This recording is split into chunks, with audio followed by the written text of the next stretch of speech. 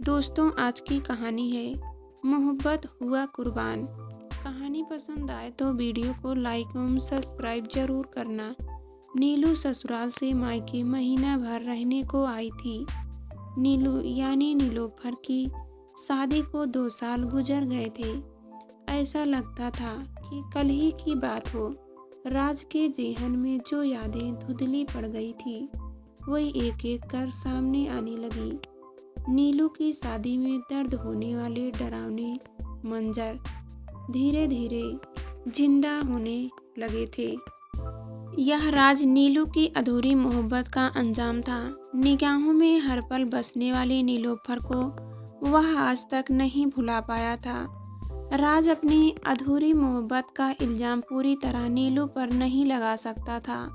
अपनी नाकाम मोहब्बत का वह खुद ही जिम्मेदार था। आने वाले तूफान से वह घबरा गया था। चांद सी सूरत वाली नीलोफर राज पर अपनी जान लुटाती थी, पर नीलोफर का बाप अकरम गांव का दबंग, शातिर, झगड़ालू किस्म का आदमी था।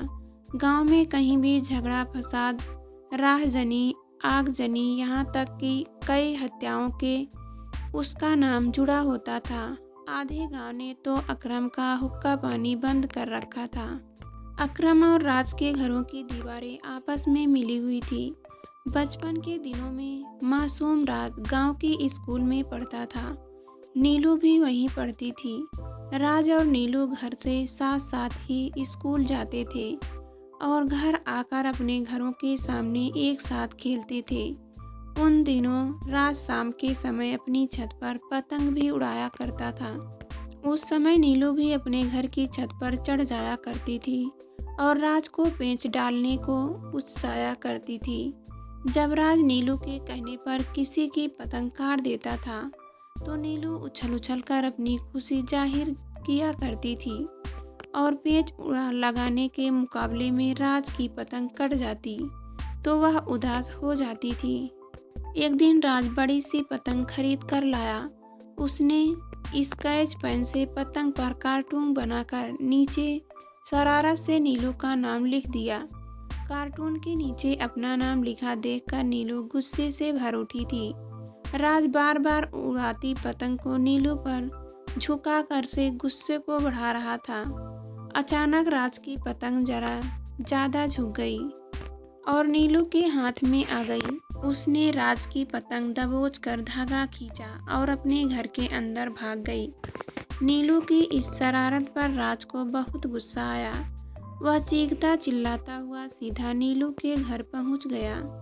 वह नीलू को उसके घर में ही दबोच कर पीटने लगा।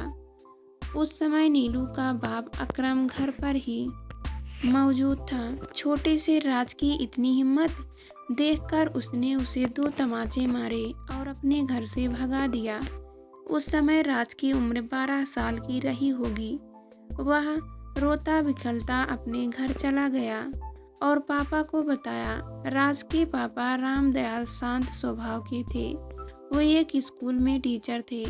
उन्होंने अपराधी अकरम के मुंह लगना ठीक नहीं समझा और राज को ही डांट डपट कर खामोश कर दिया। अब रामदयाल ने राज को जेब खर्च देना बंद कर दिया। इस तरह राज की पतंगबाजी पर रोक लग गई। राज नीलू से बेहद नाराज था। वह नीलू को अकेला देखकर उसे पीटने की फिराक में था। एक दिन स्कूल में खेलकूद का पीरियड चल रहा था। उस समय क्लास के तमाम सहपाठी अपने अपने मनपसंद खेल खेलने में मसरूफ थे। तभी राज ने देखा कि नीलू नल से पानी पीकर अकेली आ रही है। उसी समय राज ने नीलू को लपक कर उसका एक बाजू पकड़ा और गुर्राया, परसों शाम को मेरी पतंग पकड़कर क्यों खींची थी? वह पतंग मैं 2 रुपए की खरीद कर लाया था, जिसकी तूने ऐसी की तैसी करके रख दी। उस पर तो मेरा नाम लिखा था, इसलिए मैंने अपनी पतंग ले ली। तुम दूसरी पतंग उड़ा लेते। नीलू बोली, मैं तेरे दोनों हाथ और मुंह तोड़ दूंगा। तुझे बचाने इस समय कोई नहीं आएगा। राज चिल्लाया, लो मारो मुझे, मेरे दोनों हाथ तोड़ दो। सामने पड़ी ईंट उठाकर मेरे मुंह पर दे मारो। अगर मुझे मारने से तुम्हारा पतंग जुड़ जाए तो अपने मन की इच्छा पूरी कर लो, नीलू ने कहा। मगर राज का हाथ नीलू पर उठा नहीं। राज ने चेतावनी देते हुए नीलू को छोड़ दिया। 4-5 दिनों तक नीलू से उसकी कोई बात नहीं हुई। अब उसने घर जाना बंद कर दिया। उसे अपने पापा का डर भी था। सालाना इम्तिहान सिर पर आ गए थे। वह मन लगाकर अपनी पढ़ाई में जुट गया। एक दिन शाम के समय नीलू अपनी माँ के साथ राज के घर आई। उन दिनों नीलू के बड़े भाई की शादी होने वाली थी। नीलू की माँ उसके परिवार को शादी में शामिल होने का न्योता देने आई थी। नीलू सबकी नज़रें बचाकर राज के कमरे में आ गई और उससे पूछने लगी कि वह पतंग क्यों नहीं उड़ाता है। राज ने उदास मन से बताया कि अब उसे जेब खर्च नहीं मिलता। इतना सुनते ही नीलू ने छिपा कर साथ लाई एक छोटी सी पोटली राज की तरफ उछाल दी और पतंग उड़ाने को कहकर चली गई। राज ने पोटली खोली तो उसके चेहरे पर बेशुमार खुशियों के भाव चमक उठे। उसके सामने सिक्कों का अंबार सा लग गया। शायद नीलू ने अपनी गुल्लक खाली करके दी थी। धीरे धीरे समय गुजरता चला गया। प्यार भरी शरारतें कब चाहत में बदल गई, उन दोनों को पता ही नहीं चला। वे दोनों पल भर भी एक दूसरे से दूर होने पर बुरी तरह तड़प उठते थे। अकरम को इस इश्क की भनक लग गई। वह दोनों प्रेमियों के बीच दीवार बनकर खड़ा हो गया। वह किसी भी सूरत से अपनी बेटी को गैर जात में ब्याहना नहीं चाहता था। उसने आनन फानन बेटी नीलोफर यानी नीलू का रिश्ता दूसरे गांव के गुलेमान जो जुआ घरों शराब की दुकानों का मालिक था के साथ पक्का कर दिया। अकरम अपनी बेटी को जल्दी ब्याह कर ससुराल भेजना चाहता था, पर उसे डर भी था कि कहीं नीलोफर बगावत न कर दे। नीलोफर के लिए अकरम ने जो शौहर पसंद किया था वह उम्र में नीलू से 2 गुना बड़ा था। जल्दबाजी में शादी की तारीख भी तय कर दी गई। 2-4 दिन बाद अकरम 4-5 बदमाश लेकर रामदयाल मास्टर के घर जा पहुंचा और धमकी दे आया कि वे अपने बेटे को समझा कर रखे, वरना पूरे परिवार को इसी घर में बंद करके आग लगा देंगे। राज के पापा लड़ाई झगड़े से दूर रहना पसंद करते थे। उन्होंने प्यार से अपने बेटे पर दबाव डाला कि वह नीलू को भूल जाए। राज ने मन ही मन अपने पापा का कहना मानने का मन बना लिया, मगर कामयाब नहीं हो पा रहा था। एक दिन राज दोपहर के समय गांव के बाहर नीलू से मिला। नीलू ने उलाहना देते हुए न मिलने की वजह पूछी तो राज खामोश रहा। नीलू ने अपनी बात पर जोर देते हुए दोबारा पूछा, पर राज को कुछ भी बताना मुनासिब नहीं लग रहा था। राज की खामोशी देख नीलू ने राज का कॉलर पकड़ते हुए सारा माजरा पूछा। राज ने आखिरकार दुखी मन से सारी बातें नीलू को बता दी। नीलू गरजते हुए बोली कि उसे अपने निजी मामलों में बाप की दखल अंदाजी बिल्कुल मंजूर नहीं है। वह जिससे प्यार करती है उसी से शादी करेगी। राज ने नीलू को जिद न करने की सलाह दी। यह भी समझाया कि अगर उन दोनों ने गलत कदम उठाया तो उसका अपराधी बाप उसके परिवार की हत्या कर देगा। मगर नीलू सारी बात सुनकर भी अपनी जिद पर अड़ी थी।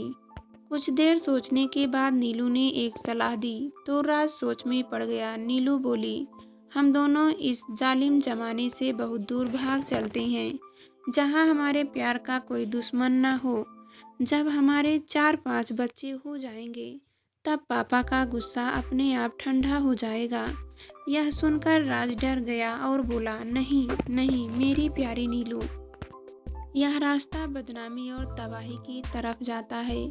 ऐसा करने से हमारे परिवार की बदनामी तो होगी ही, तुम्हारा बाप मेरे परिवार पर कहर बनकर टूट पड़ेगा। इसका अंजाम बहुत बुरा होगा। राज ने खतरे से सुलगता हुआ आईना दिखाया तो नीलू थोड़ा सहम गई। नीलू बोली, सोच लो राज, आया समय एक बार हाथ से निकल गया तो दोबारा हमारे हाथ कभी नहीं आएगा। हिम्मत और कोशिश करने से हमारी समस्या का हल हो सकता है। मगर राज को अकरम का डर था। वह जल्लाद से कम न था।